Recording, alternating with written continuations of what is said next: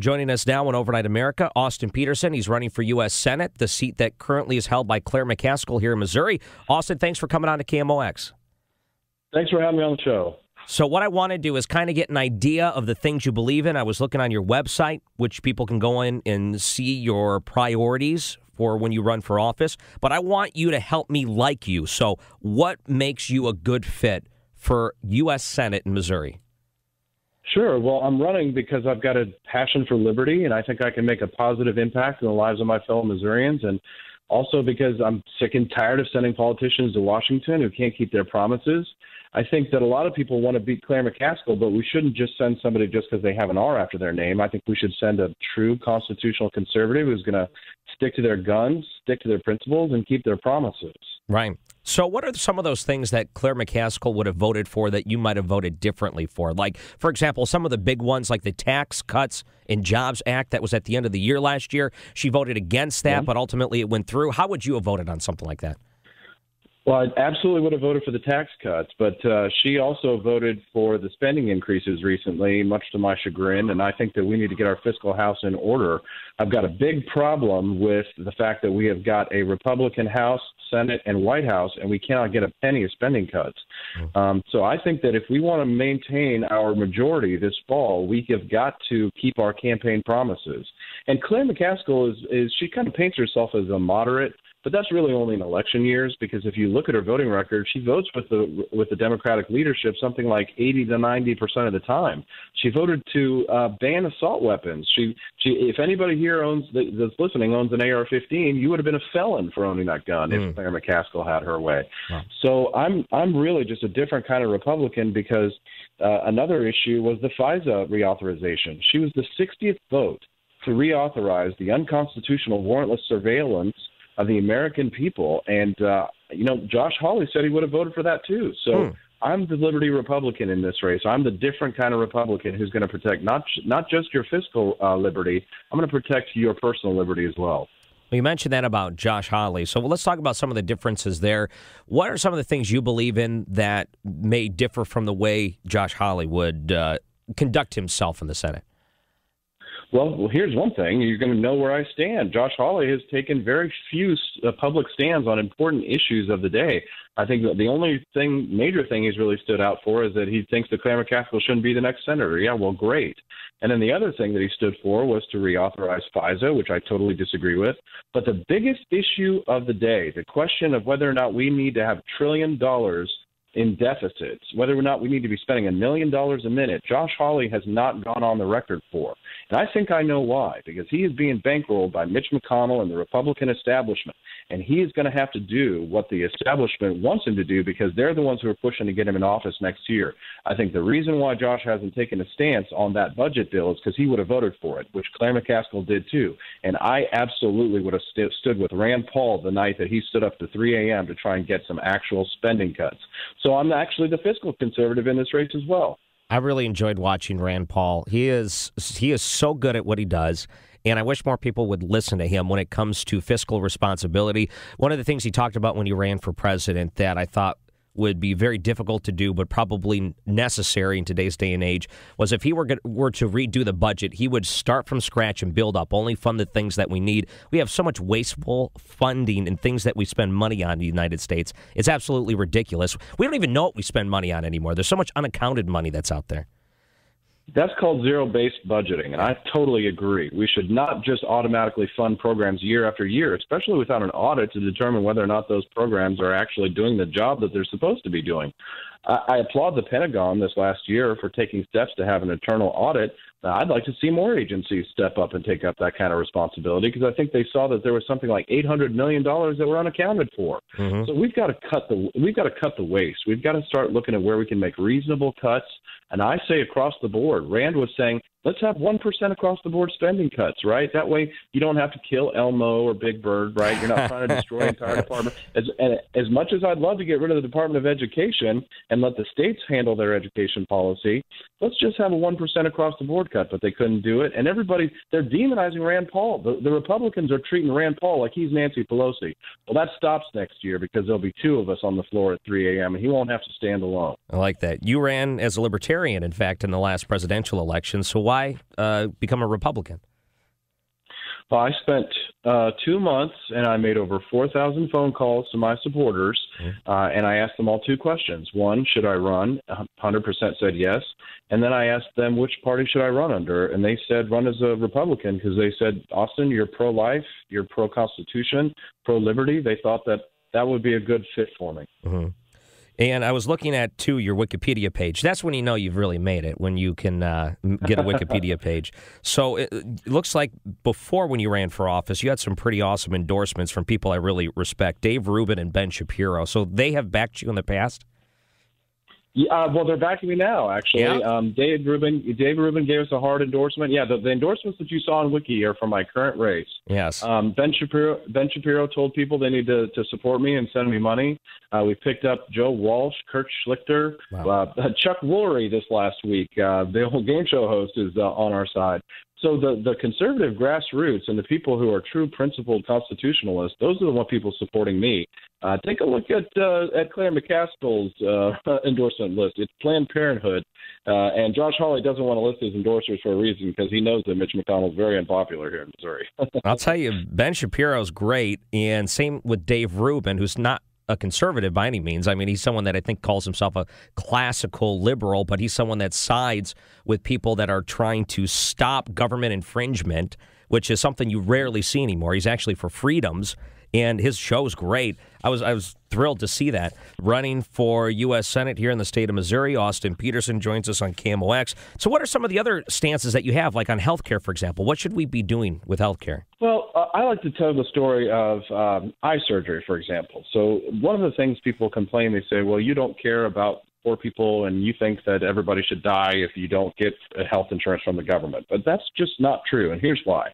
Rand Paul is an eye surgeon, right? And it used to be you'd have to pay $10,000, $15,000 when I was a kid to get eye surgery. Now, insurance doesn't cover it. You got to pay for it out of pocket. So what's happened to the cost and the quality? The cost has gone down and the quality has come up. Now you can get eye surgery for like $500 in some places. So I'd like to see more free market options in healthcare. I'd like to see some competition. But right now, the big pharmaceutical cartels and all these major corporations, they don't want competition in the marketplace. The insurance companies don't want to allow you to buy across state lines because they're making a bank. And that's why the big corporations, they wrote Obamacare.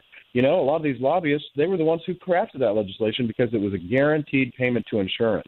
There's a big difference between health insurance and health care.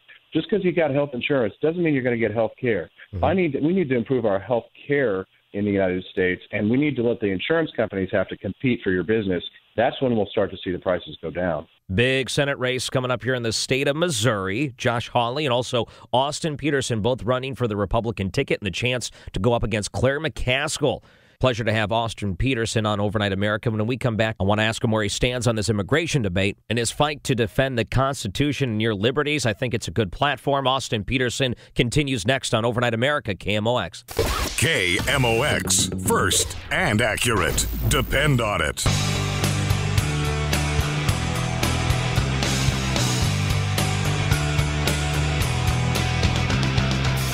Welcome back to Overnight America. I'm your host, Ryan Recker. Joining us now, the man running for Senate in the state of Missouri, Austin Petersen. His website, austinpetersen.com. You can find him on Facebook and Twitter and those other places. Pleasure to have him on Overnight America. The immigration debate's coming up. What are your thoughts on how we should handle immigration policy in the United States?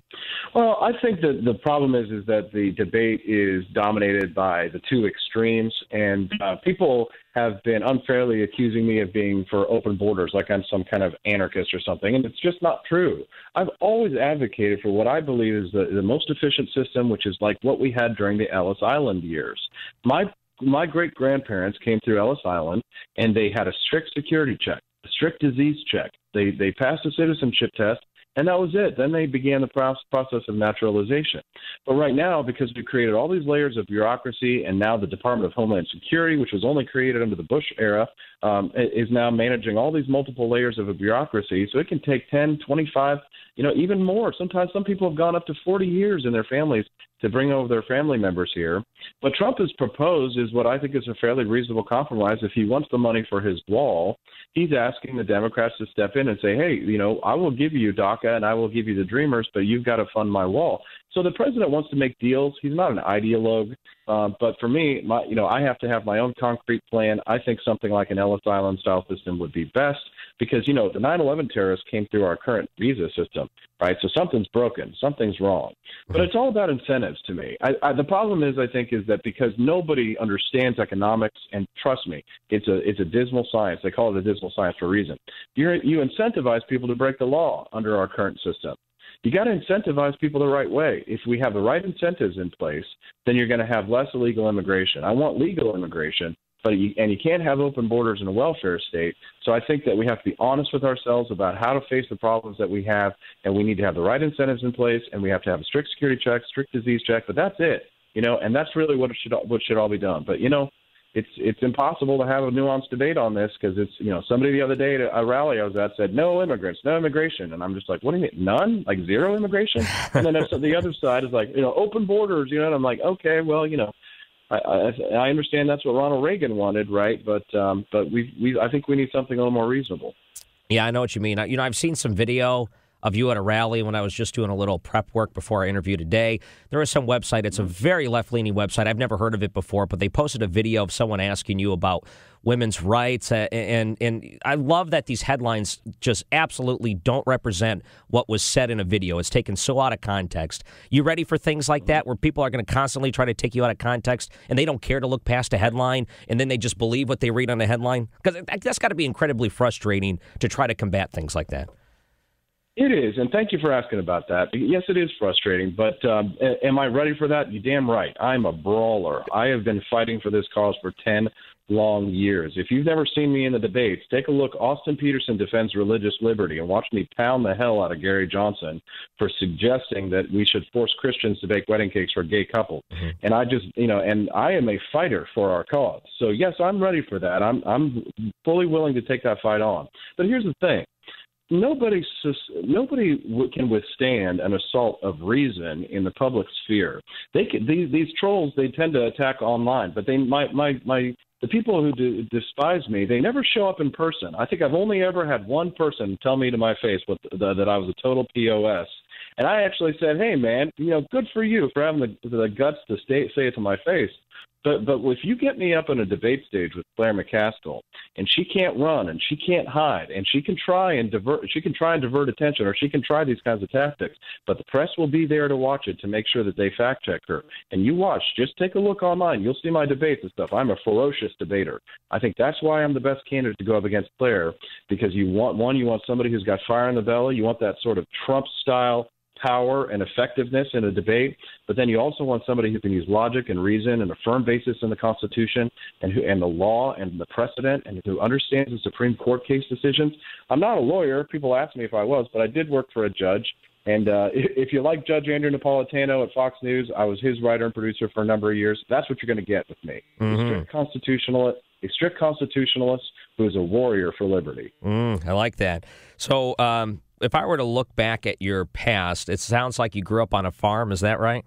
Yeah, born in Independence, raised on a horse farm out in Peculiar, just a short drive from a town called Liberty. Nice. Now, the horse farm. So do you have any good horse names, any ones that were on the farm? Oh gosh, you know what? I can't remember. My mother was the horse farmer. She passed away when I was very young, and after my dad had to get rid of him because he had to run the business. They had a family business. He's still running it. Gosh, he's like 77, still running the family business. Oh, God bless him. He was a Green Beret. Raised 3 kids, just a loving father. He's still out there on the farm. We go out shooting on the weekends together. But just a wonderful upbringing and very loving. And, unfortunately, we don't have any horses. But Dad has a lot of chickens, and I get farm fresh. And the dad loves to bring them by the campaign office. He drives up into the city in Kansas City and brings us fresh eggs all the time. So he's going to be our biggest supporter. Everybody loves my dad. Just a good old boy. And, so people look back. They'll see a very loving family life. Oh, it was like that at our church. We had someone that had chickens, and they're always soliciting people to bring in their used cartons because they needed the cartons to put the eggs in, and then you'd get eggs in return. It was always great. Yeah. I love things like this, and I like your platforms and the things you are saying. I like what you stand for. If people wanted to look up some of your priorities or maybe some more information about you, where can they find you? Yeah, easiest way is just austinforsenate.com. Austin, the number 4, Senate.com. Glenn Beck told me I have to say it 3 times. So AustinForSenate.com. And then, of course, YouTube and Google. And just so you know, you may not always agree with me on everything, but unlike my opponent in the primary, you're always going to know where I stand. So go to AP for Liberty on Twitter or Facebook to see me commenting on the big news of the day, live streams. I talk to my supporters. I answer every question that I possibly can, and I'll go out there and make you proud to be a Missourian. Yeah, how about that? Someone that actually wants to have a conversation with you as opposed to yell or evade questions or, in some cases, don't even care or ignore completely. So good for you. I like that. Thank you. Austin, thanks a lot, and really appreciate this. Yeah, Austin Petersen, good luck to you, and I hope we can talk again on the show. I feel like the fight that you have in you is going to take you very far in this Senate race in Missouri. Austin Petersen, thanks for joining us on Overnight America. Have a great day. I like him. Got any thoughts? You want to share what you think? 314-436-7900 or 800-925-1120. And as far as I'm concerned, I think Austin Petersen might be considered a major contender, but kind of behind Holly right now. So he's not like the number 1 contender, but he could be because he's hustling and working out there. And I like what he's got to say. So let me get a couple of your calls here before we get to the end of the hour. Let me go to Mike first in St. Louis. Hey, Mike, what's going on? How you doing? Good. That Austin Peter, I like him. Yes. What do you like about him? He's pro-life, and I also believe he's a man of integrity. Even if you don't agree with him, he's telling you what he really thinks and explained about that eye doctor and everything. He made good points, and he ain't just saying open the border and he talk about budgeting. Nobody likes to budget anything when I think about it, but we can't just spend crazy. It's hard for people to budget anything, but he makes good sense, and I think he would be better than Clara Castle any day. Josh Harley I like as well. I think either one of them candidates would be better than Clara Castle. Okay. And to be fair with Josh Harley, if I pronounce the name wrong, sorry. But anyway, Josh Harley I believe would do better than some people think. I think he's a man of integrity because at least he don't attack the opponents too much. I don't necessarily agree with Paul Ryan and everything, but this gentleman, Austin Peters, sounds like an intelligent man. And even if you don't agree with him, and I love that pro-life thing that he was for, and he's not saying open border, and he sounds realistic, I think he'd be a great senator, or Josh Harley as well. Great. Hey, thank you, Mike. Good to hear from you. Bye-bye. All right, so 314-436-7900. Or 800-925-1120. Let me go to Neil calling in from St. Louis County. And one of the interesting things, Neil, let me point this out to you real quick. Both Josh Hawley, who currently serves as our Attorney General in Missouri, and Austin Petersen, both under the age of 40. They're both young. So the two major competitors for the Republican Party that could be going up against Claire McCaskill, and there are some independent options too. But if you look at the two main competitors, the people that are being seriously looked at, both under the age of 40, I don't know what that means. It could mean something. It could also mean a new look of what the Republican Party could be. But Neil, what were your thoughts there? What do you think? Well, as far as what you're saying, I think that there's maybe kind of a desire for a changing of the guard sort of scenario because people see all the gridlock and whatnot that's been going on with kind of the establishment class here, Mitch McConnell's and whatnot, even in the Republican Party. And I love your show, by the way, and I was thrilled that you had Austin on. I heard about him a little while ago on another show and started kind of looking into him because I heard it was, I think, Jamie Allman said that he was actually had twice as many donors as Josh Hawley. But I've mostly been hearing about Hawley up till now, and I got to tell you, I think he is so upfront and honest about what he's about, and he's got this tenacity and this fire in his gut. And it seems to me like that fire is really for liberty. That's exciting in Missouri. It's something I'm not used to, and it really, it makes me want to get involved. It makes me really excited about what's happening and what he's here for. Yeah, some people have posted photos online. Apparently him and Jamie Allman together. They posted on my Twitter feed. And I got to tell you, when I posted that I was just going to be doing this interview, I could not believe the feedback. I immediately had people that were sharing the post. Like right now, I'm going to load it up. Right now I have 11 retweets and 36 likes, and that's just from a couple hours ago from Pete saying that he was going to be on the show. So he's got a pretty big following. Well, the momentum is really incredible behind him. I've never seen anything like it. I'm only 35 myself, so I haven't been following politics forever, but I've never seen so many people as excited about a candidate as I have with him. Yeah. He kind of reminds me of a congressman of where I came from in Indiana. His name was Marlon Stutzman, and he kind of stood for a lot of the same things. He came from a farm family. His family still runs a farm. And one of the big things that Marlon was known for was he brought up the debate of splitting the farm bill so that the food stamps were separate from the subsidies that went to farmers.